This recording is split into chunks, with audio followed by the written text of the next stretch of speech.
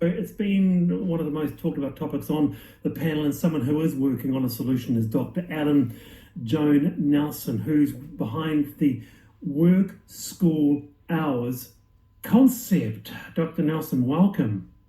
Thank you. Thanks very much. Yeah, pleasure. And something really jumped out at me. You said a while ago that the heart of the issue here is glaringly obvious. There is a societal mismatch between school being 9 to 3 and work 9 to 5. Can you explain that a bit for us? Sorry, say that again? Can you explain that for us?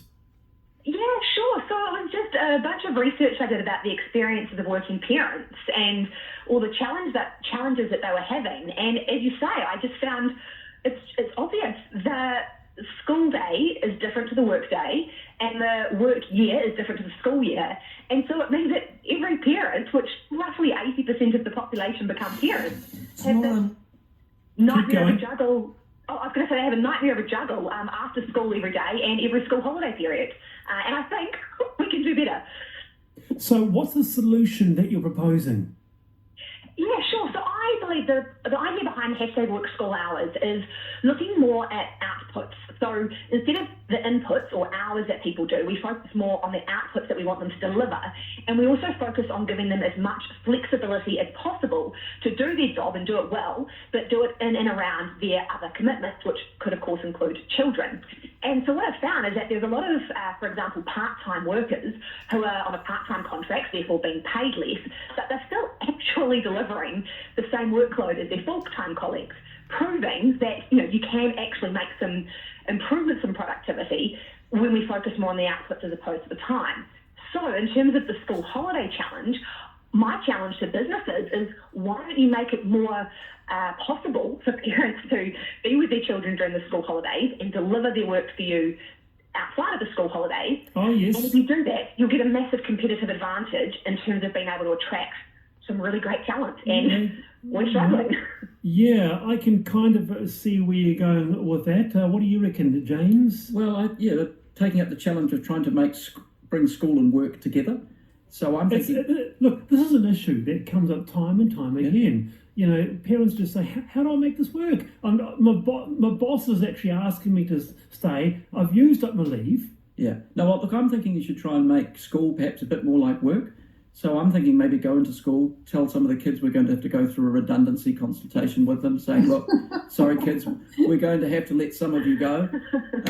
We'd like you to reapply for your job here as a student.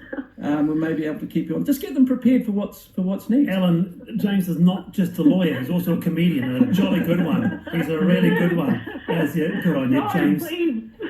Please don't make the solution that we extend school. It's about actually giving people, not just parents, but all staff, more work-life balance, which improves their well-being, improves their performance at work, and that involves more time outside of work, not more time at school. Yeah, Ronnie?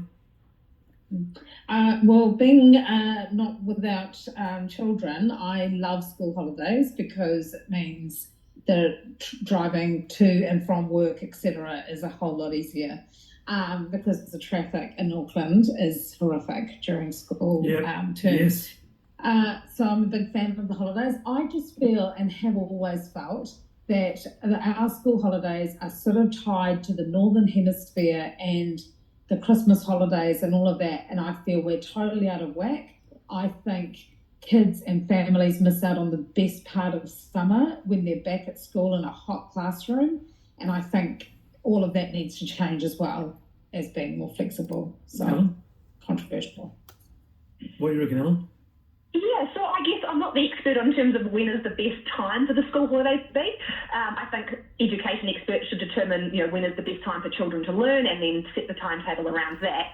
But what I am saying is that organisations, if they want a competitive advantage to attract really good talent, if they want their staff to improve their well-being, they should do far more to make it possible for parents and even staff that are not parents to tend to their outside of work commitments. Yeah, okay, a serious point. For lots of organisations I've been involved in, it's walking the talk on flexible work hours. Lots of employers say that they provide flexibility for employees 4 days a week, working around the hours, but that needs to be substantive. lots of times you hear that talk, but actually the demands on the employees become the same as if it's a full-time position or not flexible. So a great idea, but the employers have to do their bit to make it work. Ellen? Yeah, they absolutely do. I mean, there's lots of companies that have flexible work policies that's kind of lip service, and then people then effectively get sort of subtle or covert disadvantages that they actually take advantage of those policies.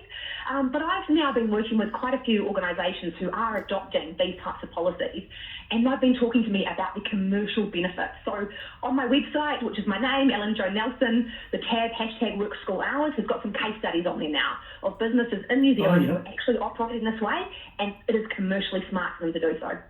Interesting. So that's #work school hours. Dr. Ellen Jo Nelson, thank you for that. Appreciate it. Thank you very much for having me on. I appreciate the opportunity. Now,